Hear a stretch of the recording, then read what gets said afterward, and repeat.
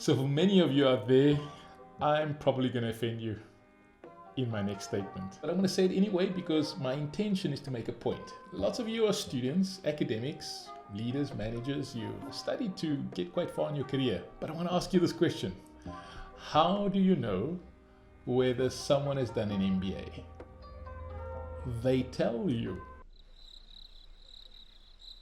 Apart from the many reasons why that could be funny, there's a sad ring of truth and reality in the fact that when people study knowledge, they generally fail to implement or apply it in their lives or in their careers or back in the workplace. You know what's often sad is when people attend a workshop, some really powerful learning material, and you ask them, why are you here? They say, well, I was told to be here.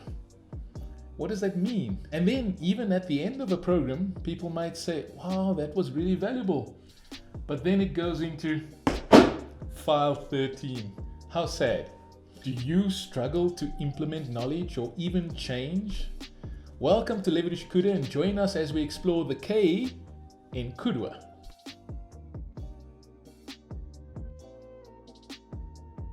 You think this is a modern problem? I assure you it's not. But 500 years ago, Wang Yang Ming, a student of ideas and the value of knowledge, was really concerned about the lack of implementation in his time. To know and not to act is really not to know. What he was really saying is thought and learning are of small value unless translated into action. We live in a world abundantly filled with knowledge, but rarely implemented. Let me illustrate this with myself. Lorenzo has a problem. Can you see that? He's been struggling with this problem of weight loss his entire life. Now, I've been ridiculed and I've often made fun of myself when it came to my weight, even as a chubby kid. But the problem is I always wanted to lose weight. So here's the question. Does Lorenzo lack knowledge? Knowledge of what? Of losing weight? Is the knowledge still to be acquired? Or do you think I've done the work to understand the process and mechanics of how to lose weight? Well, let me let you in on a little secret. I've tried way less, Weight Watchers, Body for Life. I've tried the Atkins diet, Banting. What's new out there? Right now, keto is a big thing. You see, my problem's not acquiring knowledge. And here's the weirdest part. Of all the programs that are out there that, many people are punting, all of them work. The problem's not with the knowledge. The problem's not with the programs. I can't say one is better than the other. Literally, I can't. I've tested most of them. So where does the problem lie with Lorenzo? With people like me who've acquired knowledge? See, the problem is we don't implement. Sustainable implementation. How do we change our behavior? Not our temporary actions. How do we change our behaviors over time so that we can maintain the outcomes we desire? And there's another problem. It's called accountability. Not being able to install a good accountability system is a challenge when we want to implement knowledge. Do you struggle to overcome implementing knowledge or change? Well, stick with us because we're going to explain the 4 keys to sustainably implement knowledge and achieve the results you desire. And we're going to try to do this in 5 minutes or less. Let's start the timer. Number 1, improve your environment. This includes both objects and people. Now, I don't mean divorce your wife or fire your boss, even though that's what some of you may be thinking right now. Stick around to key number 4 because we're going to help you solve that problem. The real point is this: differentiate between what supports your new goals and that which distracts. Now, you may have attended a program, learned a new skill, read a book, a really great book, and struggling to implement can be a challenge. You cannot go back to that old place and expect new results just because you've acquired knowledge. Remember the saying? To know and not to do, or to know and not to act, is really not to know. Whose responsibility is it to implement? Yours or your boss? Yours or your wife? Alcoholics who keeps company with heavy drinkers cannot easily expect to succeed. Now, granted, none of us can maintain a perfect environment. We know we need to change, but we can control where we spend most of our quality time. Associate with like-minded people as often as you can, and there are more around you than you know. And then be resilient and learn discipline and endurance the rest of the time. Item number 2, establish a behavioral routine. A well-crafted routine built into a system removes the effort to overthink implementation. Routines, when done well, create a set of rules that in time become second nature. Whether you want your own behavior or influence the behaviors of others, create a routine. And here's our first big idea or key principle. And throughout this journey of KUDWA, I promise you, we'll drop nuggets that we'll call principles. And so here it is. Routines involve metrics, but not about the results you want. Rather, these are about establishing and solidifying new desired behaviors. Let me illustrate this using the weight loss example. You desire to lose weight? Yes, that's the point. And everyone's worried about the scale, and that's an output.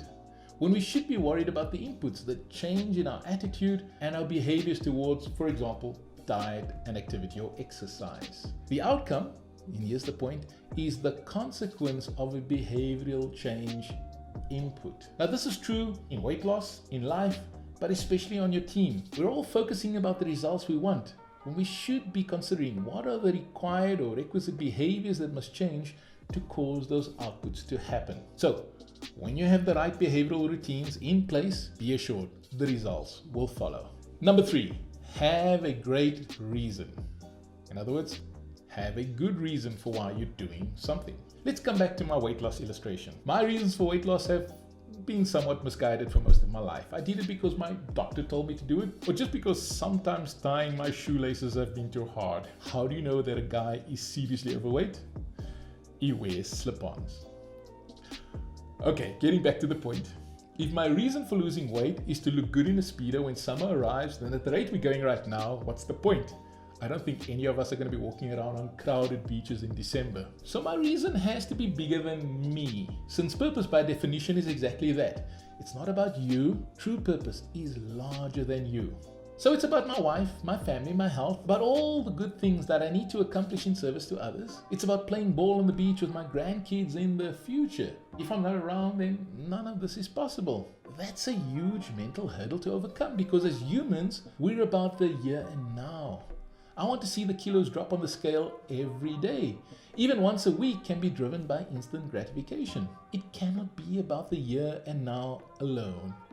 It has to be connected to that far-off vision of the future, connected to a reason greater than me. And here's another big idea or principle. Long-term implementable and sustainable change is always connected to purpose, far off in the future, that is bigger than you. And short-term metrics, or activities and behaviors, is just the price we have to pay to arrive there. So many people struggle about purpose, and they're all worried about the big and ignoring the small, like, why am I writing this report? Why do we still hold those daily operation meetings, even though they make no difference? Without a purpose greater than you, you may accidentally stumble through your career and life and be a slave to circumstance. And that brings us to key number 4. Create accountability.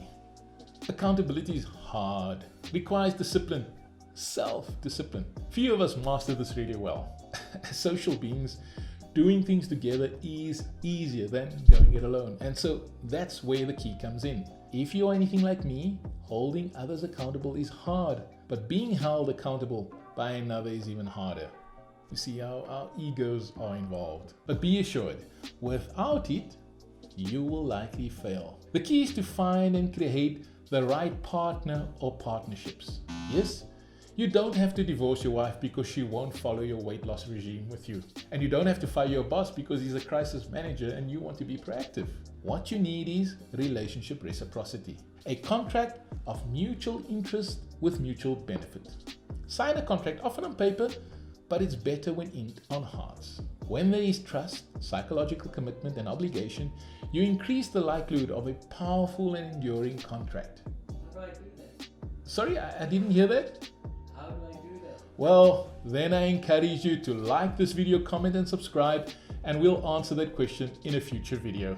So we went through this rather quickly, and I'm sure a lot of how-to questions have erupted in your mind. Maybe you'd like us to flesh out one of these keys in a little bit more detail. Please put your request in the comments and we'll plan a video response. So coming back to KUDWA, we gave you a very brief overview of the K in KUDWA, but here's what KUDWA as a framework offers. It offers 2 things: how to apply knowledge that you appreciate, not just because you were sent there by your boss, and then you gain the superpower on how to govern a change in your own behavior and how to influence a change in the behaviors of those around you and on your team. Stay glued to our channel by subscribing and hitting that bell icon. My name is Lorenzo, this is KUDWA, and we're not just another variant, we are Variant.